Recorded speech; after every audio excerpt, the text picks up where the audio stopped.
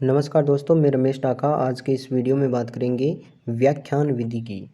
दो विधियों के बारे में पढ़ने वाले हैं। सबसे पहले पढ़ेंगे व्याख्यान विधि। ये वीडियो टीचर ग्रेड सेकंड और ग्रेड थर्ड के लिए इम्पोर्टेंट है। ये टीचिंग मेथड का पार्ट है अपना। उसमें सबसे पहले अपन बिंदु ले रहे हैं व्याख्यान विधि का। तो व्याख्यान विधि के बारे में बात करेंगे। तो व्याख्यान विधि के 3 पद सम्मिलित होते हैं। कितने पद होते हैं? 3 पद होते हैं। 3 पद कौन कौन से होते हैं? पहला पद होता है व्याख्यान पूर्व तैयारी। मान लीजिए एक शिक्षक है, वो बच्चों को कोई चैप्टर पढ़ा रहा है, तो चैप्टर पढ़ाने से पूर्व तैयारी करेगा। ठीक है, वो विषय वस्तु तैयार करेगा, तो ये हो गया व्याख्यान पूर्व तैयारी। फिर व्याख्या देगा, तो ये हो गया व्याख्यान। फिर छात्रों द्वारा संग्रहण। फिर व्याख्यान देगा टीचर, तो छात्र क्या करेंगे? ग्रहण करेंगे। यानी अध्यापक पहले तैयारी करेगा, फिर व्याख्यान देगा, फिर बच्चे ग्रहण करेंगे, यानी संग्रहण हो गया। तो व्याख्यान विधि के 3 पद हो गए। 3 पद कौन कौन से? व्याख्यान पूर्व तैयारी, व्याख्यान देना और छात्रों द्वारा संग्रहण। महत्वपूर्ण चीज़ें याद रखनी है। आगे देखते हैं इनके गुण क्या है। व्याख्यान विधि के गुण क्या है? ये प्राचीनतम शिक्षण विधियों में से एक है। प्राचीनतम शिक्षण विधियों में से एक है, प्राचीन काल से चली आ रही है। ये तेज गति से चलने वाली विधि है। तेज गति से कैसे? जैसे मान लो कोई चैप्टर अध्यापक पढ़ा रहा है, तो वो अध्यापक जल्दी जल्दी चैप्टर को समझा देगा, यानी पढ़ाकर समझा देगा। तो इसमें ज़्यादा लिखने वाला काम होता नहीं है।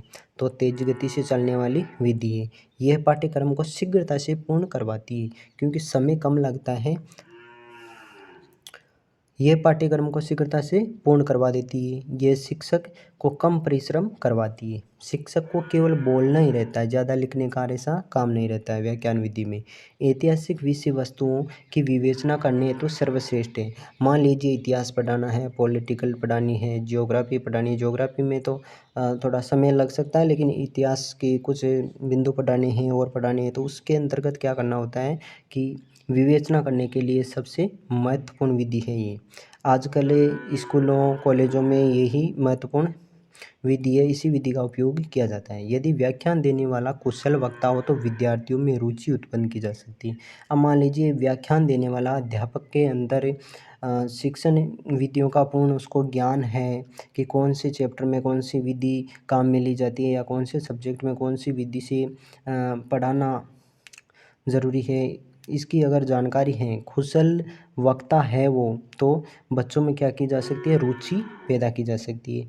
यह विधि उच्च कक्षाओं हेतु विशेष उपयोगी है। जो बड़ी कक्षाएँ हैं उनमें उपयोगी है। छोटी कक्षाओं में तो क्या होता है, व्याख्यान देने से उनको समझ में नहीं आएगा, लेकिन बड़ी कक्षाओं में, उच्च कक्षाओं में उपयोगी है। अब इसके दोष क्या क्या हैं? छोटी कक्षाओं में तो उपयोगी नहीं है भाई। इस विधि को छोटी कक्षाओं में उपयोग में नहीं लिया जा सकता। रटकर सीखने पर बल देती है ये।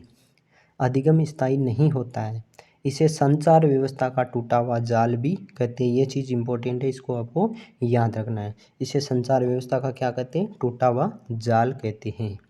यह शिक्षक केंद्रित विधि है। शिक्षक केंद्रित विधि से तात्पर्य हो गया कि इसमें शिक्षक ही सक्रिय रहता है, छात्र निष्क्रिय हो जाते हैं। क्योंकि शिक्षक व्याख्यान देता रहेगा तो शिक्षक का तो पूरा ध्यान रहेगा, लेकिन बच्चे क्या है, पूरा ध्यान नहीं दे पाएंगे। अगर ज़्यादा देर तक यही व्याख्यान देते रहे कक्षा में अध्यापक, तो छात्र क्या हो जाते हैं? निष्क्रिय हो जाते हैं। इसलिए ये शिक्षक केंद्रित विधि है।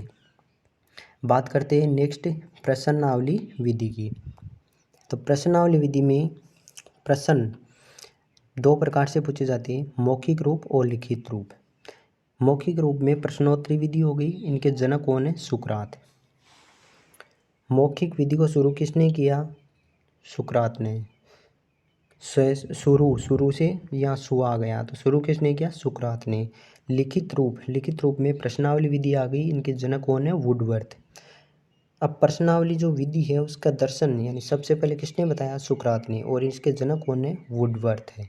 वुडवर्थ के द्वारा निर्मित की गई प्रथम प्रश्नावली का नाम क्या है? Personal data inventory. वुडवर्थ के द्वारा निर्मित की गई प्रथम प्रश्नावली का क्या नाम था? Personal data inventory. या ये चीज़ आपको याद रखनी है। वुडवर्थ के अनुसार प्रश्नावली 4 प्रकार की होती हैं। किसके अनुसार? वुडवर्थ के अनुसार। कौन कौन सी होती है? याद रखनी है आपको। खुली प्रश्नावली, बंद प्रश्नावली, चित्रित प्रश्नावली, मिश्रित प्रश्नावली। सबसे पहले बात करेंगे खुली प्रश्नावली। खुली प्रश्नावली में क्या है कि इसके अंतर्गत विचार अभिव्यक्ति की पूर्ण स्वतंत्रता होती है, अपने विचार व्यक्त करने की पूरी स्वतंत्रता होती है। जैसे निबंधात्मक प्रश्न, लघुत्तरात्मक प्रश्न और अति लघुत्तरात्मक प्रश्न। जैसे आप एग्जाम में लिखते हो कक्षा 1 से कक्षा 12वीं तक, जैसे निबंधात्मक प्रश्न है, लघुत्तरात्मक है, अति लघुत्तरात्मक है, तो इन प्रश्नों के उत्तर देते समय आप अपने विचार व्यक्त कर सकते हो लिख करके। बंद प्रश्नावली में क्या होता है, इसके अंतर्गत विचार अभिव्यक्ति की स्वतंत्रता नहीं होती है, स्वतंत्र नहीं हो आप। इसमें सभी प्रकार के वस्तुनिष्ठ प्रश्न आते हैं। अब वस्तुनिष्ठ प्रश्न आते हैं, उसमें क्या होता है 1, 2, 3 और 4 ऑप्शन आ गए। कई कई एग्जामों में 5 ऑप्शन भी आते हैं, किसी में सत्य असत्य भी आ जाते हैं। तो ये जो ऑप्शन है, इन ऑप्शनों में से कोई एक या उपर्युक्त सभी हो सकते हैं, तो इनमें से आपको चुनाव करना होगा। तो इसमें आप उत्तर देने के लिए स्वतंत्र नहीं हो, अपनी अभिव्यक्ति की स्वतंत्रता आपको नहीं मिलती है। ठीक है, सभी प्रकार के वस्तुनिष्ठ प्रश्न आ गए। इसमें रिक्त स्थान प्रकार के प्रश्न आ सकते हैं, सत्य असत्य आ सकते हैं, हाँ या ना आ सकते हैं, बहुविकल्पी प्रश्न आ सकते हैं, एक शब्द प्रश्न आ सकते हैं, यानी वन वर्ड क्वेश्चन भी आ सकते हैं। तो ये हो गया बंद प्रश्नावली का। बात करते हैं चित्रित प्रश्नावली। चित्रित प्रश्नावली में क्या होता है, नामांकन पूर्ति से संबंधित प्रश्न है, नामांकन पूर्ति से संबंधित प्रश्न इसमें आते हैं। मिश्रित प्रश्नावली की बात करें तो इसमें सभी प्रकार के प्रश्न क्या होते हैं, मिश्रण होता है, मिश्रण के रूप में आते हैं। जैसे 10वीं 12वीं की परीक्षा में प्रश्न पत्र के पाठ योजना, मूल्यांकन पद इत्यादि आ जाते हैं। अब इसके गुण, मिश्रित प्रश्नावली के गुण कौन कौन से हैं, सबसे पहले बात करें, इसे कागज पेंसिल विधि भी कहते हैं। यह विभेदकारिता के गुण से युक्त है। कौन से गुण से युक्त है, विभेदकारिता के गुण से युक्त है। विभिन्न प्रकार के विद्यार्थियों में अंतर की योग्यता है। प्रतिभाशाली बालक, सामान्य बुद्धि, मंद बुद्धि बालक, इनके बारे में पता कर सकते हैं। यह लाखों विद्यार्थियों का मूल्यांकन कर देती है। ये विधि वर्तमान समय में सबसे अधिक प्रचलित है, मिश्रित विधि। बात करें इसके दोष। अब किसी भी विधि के कोई गुण है तो दोष भी निश्चित रूप से होंगी। अनुमान लगाकर उत्तर देने की संभावना बढ़ जाती है, नकल की प्रबल संभावना रहती है और शिक्षक की मनोदशा का प्रभाव पड़ता है। प्रश्नावली विधि व्यक्तित्व के मूल्यांकन की अप्रक्षेपी विधि है। ये चीज़ आपको याद रखनी है, एग्जाम में बहुत बार पूछा गया है कि प्रश्नावली विधि व्यक्तित्व के मूल्यांकन की अप्रक्षेपी विधि मानी गई है। अब हमने क्या पढ़ा, व्याख्यान विधि पढ़ा। व्याख्यान विधि के 3 पद सम्मिलित होते हैं, व्याख्यान पूर्व तैयारी, व्याख्यान देना, छात्रों द्वारा संग्रहण। अब इसके गुण देख लिए, उसके बाद में इसके दोष देख लिए। ठीक है, बाद में हमने बात कर ली प्रश्नावली विधि की। तो प्रश्नावली विधि में प्रश्न कितने प्रकार का था, 2 प्रकार का, मौखिक और लिखित। प्रश्नोत्तरी विधि, प्रश्नावली विधि। जनक सुकरात है, इसके जनक कौन हो गए, लिखित रूप के वुडवर्थ हो गए। ठीक है, आगे चलते हैं। खुली प्रश्नावली। अब वुडवर्थ के अनुसार प्रश्नावली कितने प्रकार की बताई थी, 4 प्रकार की। खुली प्रश्नावली, बंद प्रश्नावली, चित्रित और मिश्रित। अब खुली प्रश्नावली के बारे में क्या था, आप उत्तर देने के लिए स्वतंत्र थे। ठीक है, उत्तर लिखने के लिए आप स्वतंत्र थे। बंद प्रश्नावली में क्या था, उत्तर देने के लिए आप स्वतंत्र नहीं थे। ठीक है, आगे चलते हैं। चित्रित प्रश्नावली में नामांकन पूर्ति से संबंधित प्रश्न। मिश्रित प्रश्नावली में क्या था, 10वीं और 12वीं के जो प्रश्न पत्र होता है, पाठ्य योजना, मूल्यांकन, इसमें शामिल था। अब ये जो प्रश्नावली विधि है, इसके गुण और दोष। प्रश्नावली विधि के दोष क्या, गुण तो ये हो गए कि कागज पेंसिल विधि इसे कहते हैं,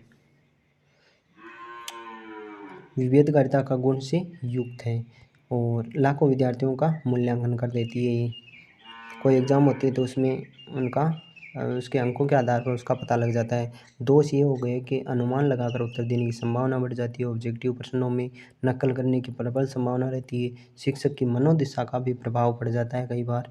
तो इस प्रकार प्रश्नावली विधि को व्यक्तित्व मूल्यांकन की अप्रक्षेपी विधि भी मानी गई है।